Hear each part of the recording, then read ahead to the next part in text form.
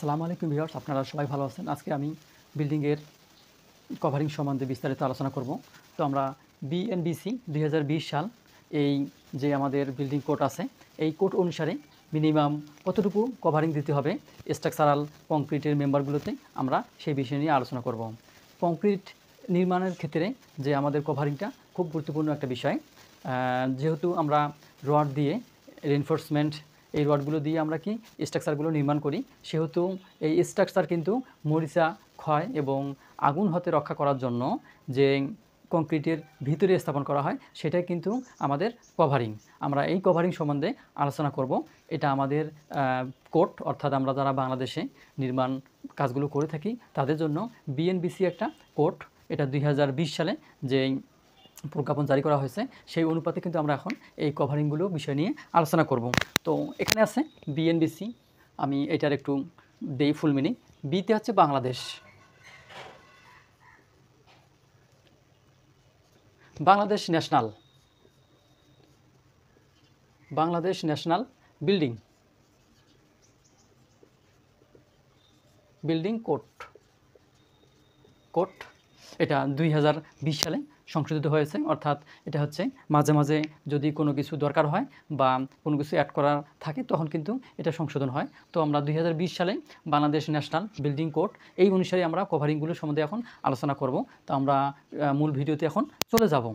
আমরা প্রথমেই আমাদের যে কাজ শুরু হয়, অর্থাৎ একটা বিল্ডিংয়ের ফাউন্ডেশন থেকে কিন্তু কাজ শুরু হয়ে যায়। তো আমরা ফাউন্ডেশনের লিখবো, আমরা লিখব ফাউন্ডেশন।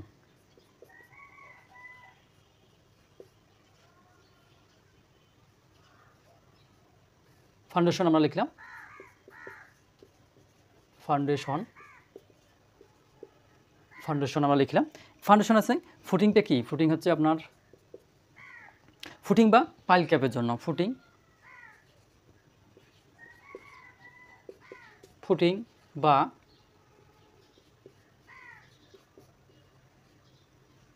পাইল ক্যাপ, ফুটিং বা পাইল ক্যাপ 50 মিলিমিটার, 50 মিলিমিটার। আমরা এটা হচ্ছে মিনিমাম,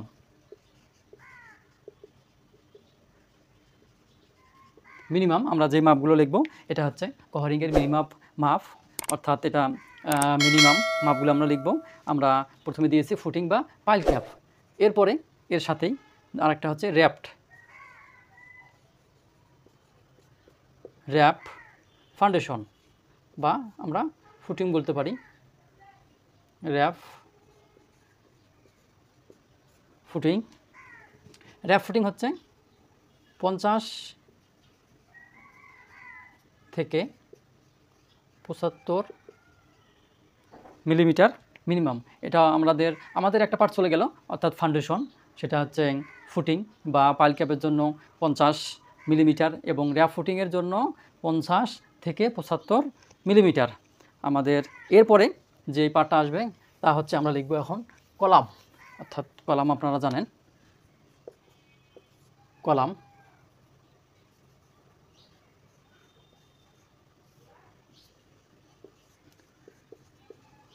কলাম, এখন আমরা কলামের অংশগুলো লিখব। কলাম হচ্ছে ভূমির নিচে থাকলে একরকম হবে এবং ভূমির উপরে থাকলে একরকম হবে। তো আমরা লিখি যে ভূমির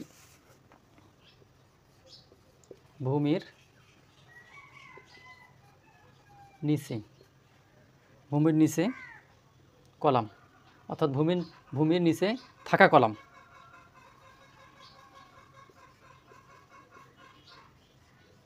ভূমির নিচে থাকা কলাম 50 মিলিমিটার। আমরা ভূমির নিচে থাকা কলাম 50 মিলিমিটার পেলাম। এরপর আমরা লিখব ভূমির, এই ভূমিটা আমরা দৈর্ঘ্য করে দেব, ভূমির উপরে, ভূমির উপরে থাকা কলাম, ভূমির উপরে থাকা কলাম 40 মিলিমিটার। ভূমির নিচে থাকা কলাম বলতে আমরা বুঝে থাকি ফুটিং কলাম বা প্যাটেলাস্টাল কলাম, যেগুলো মাটির সংস্পর্শে থাকে সেগুলো কিন্তু 50 মিলিমিটার মিনিমাম কভারিং রাখতে হবে, এবং যেগুলো ভূমির উপরে কলাম থাকে সেগুলো কিন্তু 40 মিলিমিটার। আমরা যদি এটাকে আমরা ইঞ্চিতে নিয়ে আসি তাহলে আমাদের 1.5 ইঞ্চি হয়। তো আমরা এগুলো হতে মিলিমিটার মাপে দেব আমাদের ভূমির। এবার আমরা আসি বিম। আমাদের 2টা সেকশন চলে গেল, আমরা ফাউন্ডেশন এবং কলাম পেলাম। এরপরে আমরা যে পার্টটাতে আসব সে পার্টটা হচ্ছে বিম।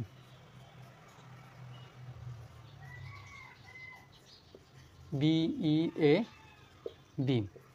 আমরা বিম যে কভারিংগুলো থাকে সেই বিষয়গুলো আলোচনা করব। মেইন বিম এবং সেকেন্ডারি বিম। আমরা প্রথমে লিখি মেইন বিম এবং সেকেন্ডারি বিম, অর্থাৎ মেইন বিমের সাথেই যে বিম থাকে সেটা হচ্ছে সেকেন্ডারি বিম।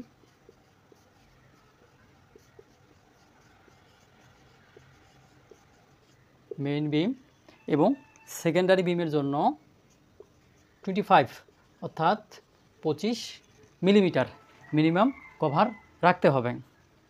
এরপরে আমরা পরের অংশে যাই। আমাদের ভূমির নিচে বিম। ভূমির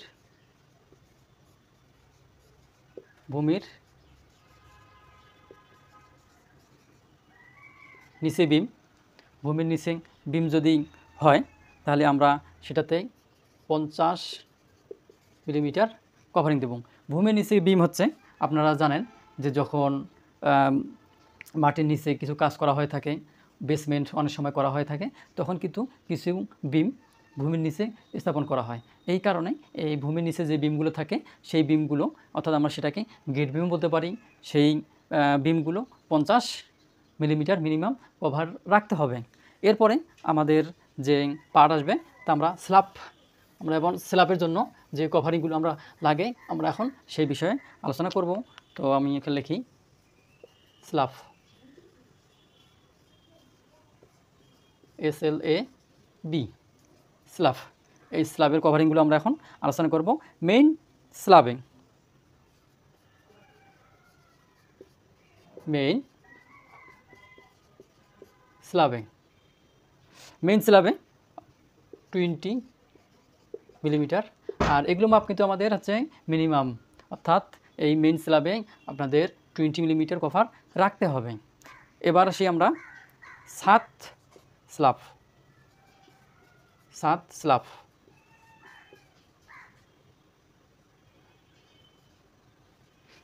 স্ল্যাব অথবা আমরা এটাকে রূপ স্ল্যাবও বলতে পারি। আমরা এটাকে কি বলতে পারি? রূপ স্ল্যাবও বলতে পারি। সেটা হচ্ছে 20, অর্থাৎ উপরে যে আমরা লিখেছি যে আমাদের মেইন স্ল্যাব এবং আমাদের ছাদ স্ল্যাব যেটা সর্ব উপরে থাকে সেটার জন্য কিন্তু একই কভারিং। এবার আমরা লিখি ভূমির নিচে থাকা স্ল্যাব। ভূমির নিচে থাকা স্ল্যাব। ভূমির নিচে থাকা স্ল্যাব আমি একবারই আপনাদের এর আগে বলছিলাম যে যেই স্ল্যাবগুলো ভূমির নিচে থাকে, অর্থাৎ মাটির সংস্পর্শে এবং মাটির নিচে থাকে, সেগুলো কিন্তু 40 অর্থাৎ 40 মিলিমিটার কভার রাখতে হবে। এরপরে আমরা আসব আমাদের স্ল্যাব শেষ, এরপর আমরা সিঁড়ি বা স্টেয়ার। আমরা লিখি এখন যে আমাদের সিঁড়ি বা স্টেয়ার। আমরা সিঁড়ি স্টেয়ার লিখব এখন, যে সিঁড়ি স্ল্যাব এবং সিঁড়ির বিম। সিঁড়ির স্ল্যাব এবং সিঁড়ির বিম দুইটাতেই একই কভারিং হবে, অর্থাৎ সিঁড়ির স্ল্যাব এবং বিমের জন্য 25 মিলিমিটার। আমরা সিঁড়ির স্ল্যাব এবং সিঁড়ির বিম এর কভারিং পেলাম। এরপরে আমরা লিখব আমাদের সিঁড়ির কিন্তু শেষ, সিঁড়ির একেবারেই বিম এবং স্ল্যাবের জন্য একই। আমরা পরবর্তীতে আসব আমাদের রিটেনিং ওয়াল সম্বন্ধে আমরা আসব। আমরা লিখি এখন যে রিটেনিং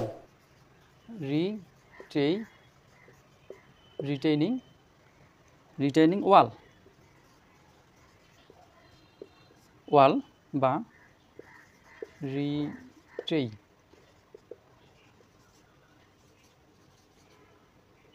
রিটেনিং ওয়াল।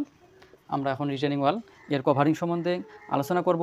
ভূমির উপরে থাকা অংশ, রিটেনিং ওয়াল যদি ভূমির উপর থাকা অংশ 30 মিলিমিটার মিনিমাম কভার দিতে হবে। এরপরে যে অংশ থাকবে ভূমির নিচে অংশ, ভূমির নিচে থাকা অংশ 50 অর্থাৎ 50 মিলিমিটার। আমরা রিটেনিং ওয়ালের আমাদের পার্ট শেষ হয়ে গেল। এর পরবর্তী আমরা চলে আসব শেয়ার ওয়াল। আমরা এখন লিখব শেয়ার ওয়াল, যেই কভারিং দেওয়া হয় মিনিমাম, আমরা সেই বিষয় নিয়ে এখন লিখব শেয়ার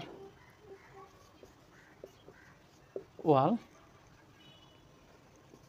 SEAR, শেয়ার WALL ওয়াল। শেয়ার ওয়াল আমরা এখন লিখব। ভূমির নিচে থাকলে একরকম, ভূমির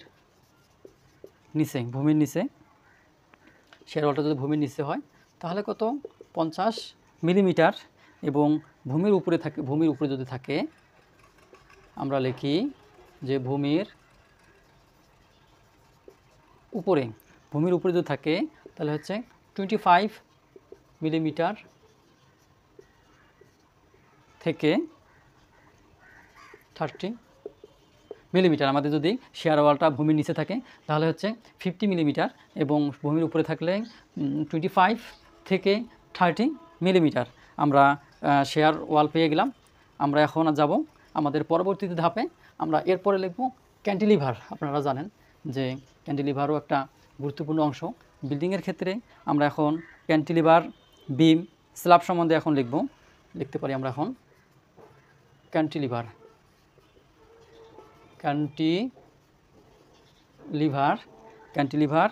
বিম বা স্ল্যাব, ক্যান্টিলিভার বিম বা স্ল্যাব। আমরা লিখি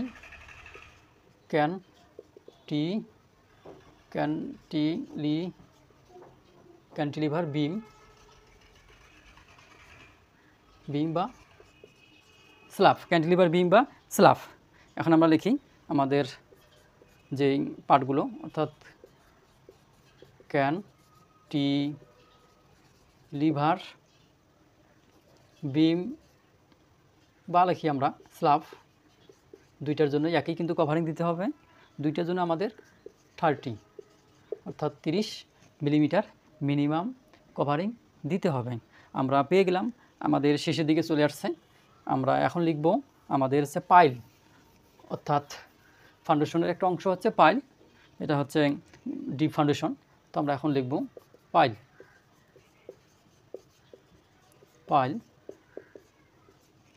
সম্বন্ধে আমরা এখন লিখব। এখন আমরা লিখব যে পাইল ক্যাপের জন্য, পাইল ক্যাপের জন্য আমাদের 75 মিলিমিটার মিনিমাম কভারিং দিতে হবে। এবং পাইল শ্যাফটের জন্য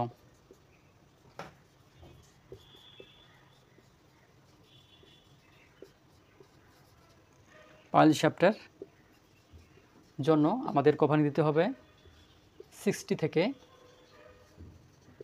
75 মিলিমিটার। তাহলে এটা হচ্ছে যে পাইল শ্যাফটের জন্য আমাদের কত 60 থেকে 75 মিলিমিটার আমাদের কভারিং দিতে হবে। এরপরে আমাদের শেষ, অর্থাৎ এরপরে আর কোনো থাকবে না। আমরা এখন লিখব সেফটি ট্যাঙ্ক এবং অন্যান্য ভূগর্ভস্থ কাঠামোর ক্ষেত্রে, অর্থাৎ safety tank, water reservoir tank, এইগুলো যে মাটির নিচে থাকে সেই অংশগুলো আমরা লিখব। আমরা লিখি যে সেপটিক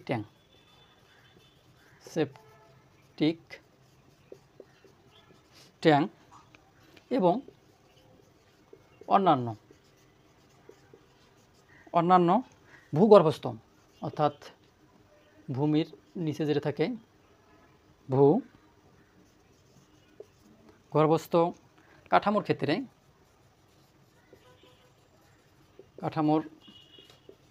ক্ষেত্রে আমাদের কভারিং দিতে হবে 50 মিলিমিটার মিনিমাম।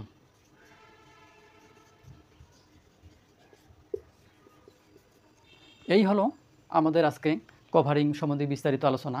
তো আপনারা যারা ভিডিও এতক্ষণ ধরে দেখলেন তাদেরকে অসংখ্য ধন্যবাদ।